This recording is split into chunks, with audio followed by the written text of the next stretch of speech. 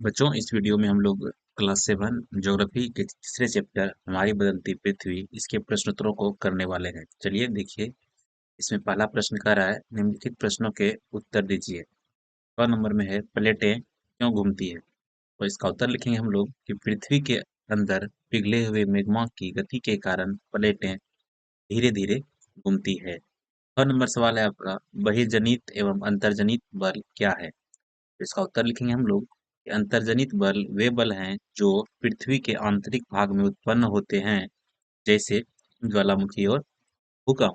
वहीं देखिए आपका बहिर्जनित बल वह बल है जो पृथ्वी की सतह पर कार्य करता है, यानी पृथ्वी के ऊपर कार्य करता है, जैसे आपका हवा हो गया, जल हो गया, हिम हो गया, है ना। हिम मतलब जो हिम द्वारा अपरदन होता है वो जो है आपका क्या है, बहिर्जनित बल है।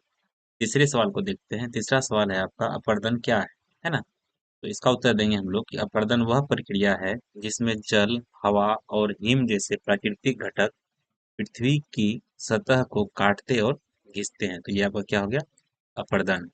चलिए अगला सवाल देखते हैं। बारक्रित मैदान का निर्माण कैसे होता है। इसका उत्तर लिखेंगे हम लोग कि जब नदी अपने तटों से बाहर बहती है तो वह अपने साथ लाए गए अवसादों को आसपास के क्षेत्रों में जमा कर देती है, जिससे समतल और उपजाऊ बारक्रित मैदान बनते हैं। ठीक है, ये आपका घ नंबर हो गया। चलिए 4 नंबर देखते हैं सवाल। 4 नंबर में प्रश्न है कि बालू टिब्बा क्या है। इसका उत्तर लिखेंगे हम लोग, मरुस्थल में हवा रेत को एक स्थान से दूसरे स्थान पर ले जाती है ना। हवा क्या करती है, रेत को उठाती है एक जगह से, हवा में उड़ करके वो दूसरी जगह चला जाता है। और जब हवा की गति कम हो जाती है तो क्या होता है, रेत एक जगह जमा होकर छोटा पहाड़ जैसा बना होता है, ठीक है ना। तो उसी को हम लोग क्या कहते हैं, बालू टिब्बा कहते हैं। चलिए अगला सवाल है आपका कि समुद्री पुलिन का निर्माण कैसे होता है ना। तो ये सवाल है आपका कि समुद्री पुलिन का निर्माण कैसे होता है। इसका उत्तर लिखेंगे हम लोग कि समुद्री तरंगें समुद्र के किनारों पर बने अवसाद जमा करती है, जिससे समुद्री पुलिन का निर्माण होता है। चलिए ठीक है। ज नंबर सवाल है आपका कि चाप झील क्या है ना। इसका उत्तर लिखेंगे हम लोग कि जब नदी मैदान में प्रवेश करती है तो वह बड़े मोर होती है, जिन्हें विसर्प कहते हैं। क्या कहते हैं हम लोग, विसर्प कहते हैं। और समय के साथ ये मोर कटकर नदी से अलग हो जाते हैं और चाप के आकार की झीलें बनाते हैं, जिन्हें चाप झील या गोखुर झील भी कहते हैं। देखिए गोखुर झील जो है चाप झील को ही कहते हैं। ठीक है। चलिए इसके बाद आप लोग एक जरूरी बात सुन लीजिए कि आप लोग अगर चैनल पे नए हैं तो जरूर सब्सक्राइब कर लीजिएगा, ठीक है, क्योंकि आपको क्लास 7 के जितने भी सब्जेक्ट हैं सबकी वीडियोस आपको इस चैनल पे मिलेंगी। चलिए अगले प्रश्न को देखते हैं। ठीक है, सब्सक्राइब आप लोग जरूर कर लीजिएगा, सब्सक्राइब। ठीक है। चलिए अगले प्रश्न को देखते हैं। अगला प्रश्न है कि सही उत्तर पर सही का चिन्ह लगाना है ना। तो क्या कह रहा है कि इनमें से कौन समुद्री तरंग अपरदनात्मक विशेषता नहीं है। इसका उत्तर हो जाएगा आपका पुलिन, है ना। इसका उत्तर हो जाएगा आपका पुलिन, यानी कि 2 नंबर, है ना। दूसरा प्रश्न है हिमनद का निक्षेपणात्मक विशेषता है, तो इसका आप लोग तीसरा नंबर हिमोड़ हिमोड़ में लगा दीजिएगा। 9 नंबर में है पृथ्वी की आकस्मिक गतियों के कारण कौन सी घटना होती है। तो इसका लिखेंगे हम लोग ज्वालामुखी। ठीक है।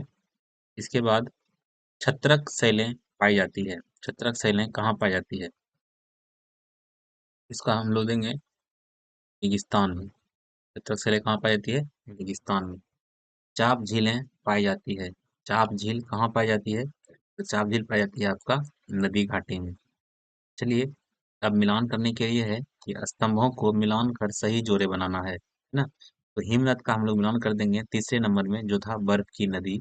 और विसर्प में मिलाएंगे नदियां। और पुलिन पुलिन जो होगा आपका समुद्री तट होगा। इसके बाद बालू टिब्बा, बालू टिब्बा का मिलाएंगे हम लोग रेगिस्तान से। और जलप्रपात जो होगा आपका कठोर संस्तर सेल। और भूकंप का मिलाएंगे हम लोग पृथ्वी का कंपन। ठीक है। चौथा प्रश्न है कि कारण बताइए। यहाँ आपको क्या करना है कि कारण बताना है। इसमें क नंबर में है कुछ सेल छत्रक के आकार में होते हैं। तो इसका उत्तर लिखेंगे मरुस्थल में हवा रेत के कणों को उड़ाकर ले जाती है, जो सेलों के निचले भाग को अधिक घिसते हैं जबकि ऊपरी भाग कम घिसता है। इससे सेल छतरी के आकार का बनते हैं जिन्हें छत्रक सेल भी कहते हैं। चलिए अगला सवाल है कि बाढ़ पीड़ित मैदान बहुत उपजाऊ होते हैं। इसका कारण बताना है आप लोगों को। इसका कारण हम लोग कैसे बताएंगे? इसका उत्तर लिखेंगे। बाढ़ के समय क्या करती है, नदी अपने साथ लाए गए अवसादों के आसपास के क्षेत्रों में जमा कर देती है और ये अवसाद जो होते हैं उपजाऊ मिट्टी से भरपूर होते हैं। जैसे आप लोग देखे होंगे जब बाढ़ आती है तो वो मिट्टी साथ में अपने लेकर आती है और वो मिट्टी क्या होती है, बहुत उपजाऊ होती है ना। तीसरा है कि समुद्री गुफा स्टेक में परिवर्तित हो जाता है। क्या कारण है? इसका कारण लिखेंगे हम लोग कि समुद्री तरंगे सेलों से टकराकर दरारें बनाती है। जब बार बार टकराती है सेल से तो क्या होता है, उसमें दरार बन जाता है जो समय के साथ क्या करती है, गुफाओं में बदल जाती है। इसमें लगातार अपरदन से गुफाओं की छतें गिर जाती है जिससे केवल खंभे जैसी संरचना बची रहती है जिन्हें स्टेक कहते हैं। जैसे बुक में फोटो दिया होता है आप लोग देखिएगा, इस प्रकार का रहता है स्टेक, है ना।